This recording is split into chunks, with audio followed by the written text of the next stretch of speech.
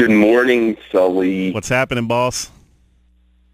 Just another wonderful Saturday morning where an area code from Pleasantville turns up on my phone, and I get to join you and Cole and talk over a little bit of high school sports in South Jersey. I'm ready to savor the moment. Hey, we got a great show, man. We're saving the best for last here. It's the greatest hits album right here.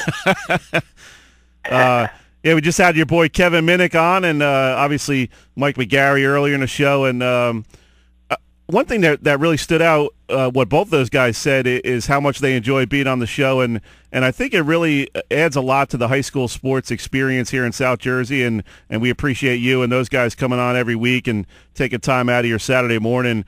I think the fans really, really enjoy it. They're so much involved with the high school sports throughout the South Jersey area. And makes for a great show, and we hope you guys will continue that heading into next school year. Talk about that a little bit, and just the reaction from the fans about what we do on a daily basis, you know, yourself with the Courier-Post and myself with Glory Days Magazine, and kind of tying it all together in this radio show. I think it's a wonderful outlet. I think it's a wonderful group of guys, obviously smart, and, you know, and they know the sports. They know everything inside and out. I can say this, I'm honored to be on it. I think you can ask anybody who knows me, and they know the number one rules to never call me before 10:30 in the morning. You're the only people I give that right to. So, you know, that's awesome. That's certainly something right there. But I think, you know, when you're in and around sports day to day, especially high school sports, and for people to have some place to go to just kind of catch up on it, especially people from down the shore, you know, like where McGarry's at, and all across South Jersey. We try our best to cover everything at the Courier. But things are going to fall through the cracks either way. So it's good to have somebody else to pick you up. You can have athletes on. You can have coaches on. You know, there's just so much that goes on, and it's nice to have a place where everybody can kind of come to talk about it. I think if you look at the way sports work, whether it's a barbershop or at a bar or whatever, people get together, you know, once a week or once every couple of weeks and talk about what's going on. And that's what I kind of feel like I do here, more so than it being an actual radio show. It doesn't feel that way. You know, it just feels like I'm just kind of chopping it up with Sully. You know, and yeah, we have an informal feel about it. We try to have some fun with the show. Feels great. And there's people I talk to that, you know, I'll listen to something Kevin said or Mike said or you said or even something I said on the show, and I'll talk to people that week, and they might say it almost verbatim, you know, like repeat it. And you know they were listening. Hey, at least we know people are listening, right?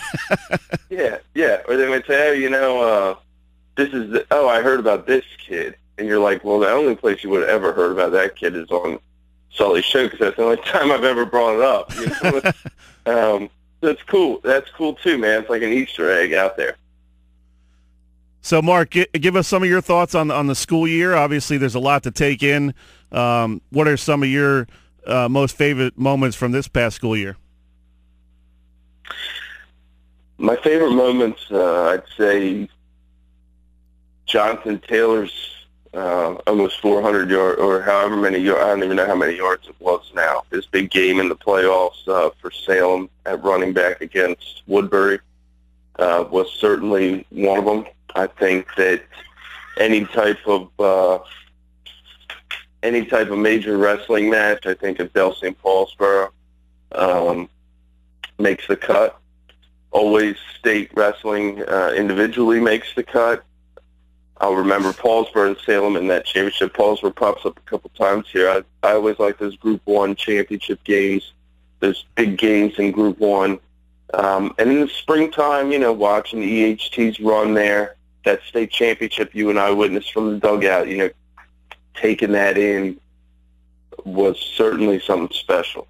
And there's just so many games. There's so many people. There's so many stars. I mean, there's so many role players. It's hard to remember, man. I mean, honestly, I was thinking about this before the show, and there was stuff that I remembered that I'm like, now it's 2 years ago, dude. You can't bring that up.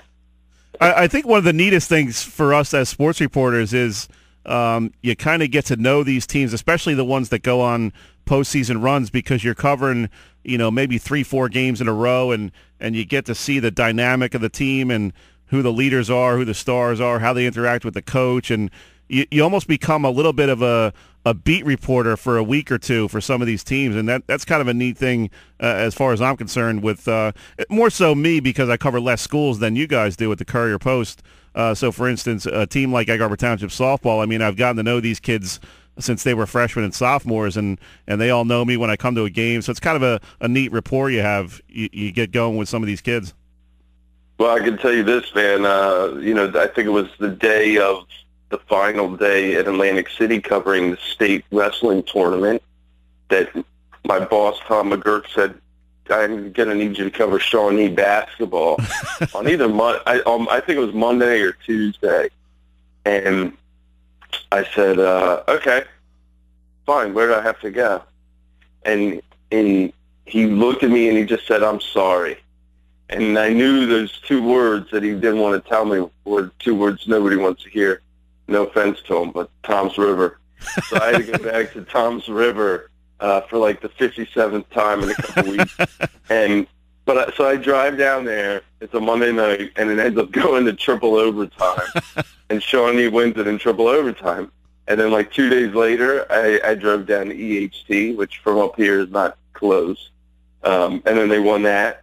And then I ended up going to Rutgers. I mean, it was like I didn't know anything about this team, and in a week I'd covered their three biggest games and seen them at the highest of their highs, and also when they lost the state championship at kind of the lowest of their lows. So that was cool. It was worth all the miles, but that's an example. But where you did kind of, I don't want to say you grew close to them, but you learned a lot about those kids. You'd seen them hit clutch shots, and then you'd seen them teary-eyed after the game too. So it was all full circle in a week. Another neat thing about being a sports reporter and covering these teams is, like you said, with the Shawnee basketball team, and all of a sudden these guys are following you on Twitter. They've gotten more interested in what you're doing. So it's kind of a two-way street a little bit. Yeah, I've been very fortunate to have a lot of 99.99% of the interactions on Twitter are positive, helpful. There's so many people out there that are willing to help you, and to be a part of I kind of see it as a show. The whole thing's a show, man. The games, the awards, the accolades. This is all it just should be fun, should be entertainment for the people involved and for the people watching it. And, people kind of participate in the show, man. We have a good time on Twitter, have a blast, and it's really neat to be a part of that, because now you have a community in a way that stretches out beyond just a sport or just a region. I'll tell you, one of the highlights for me was every Friday night in the fall, wait until around 11:30, midnight to figure out who was the hats off winner of the football player of the week.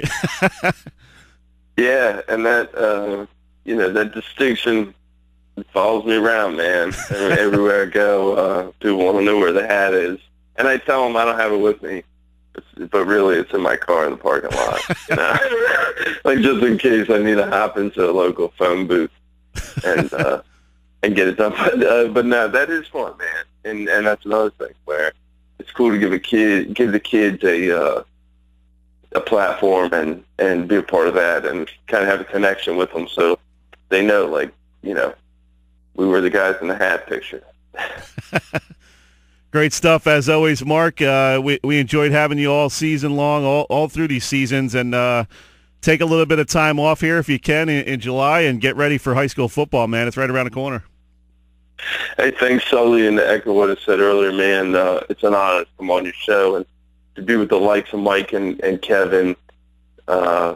Certainly is just it's gratifying. This was a year with a lot of controversies, I felt, in the state and JSIA, all this stuff was crazy, right? But it's been an honor to be around those guys, to be around you, especially Kevin.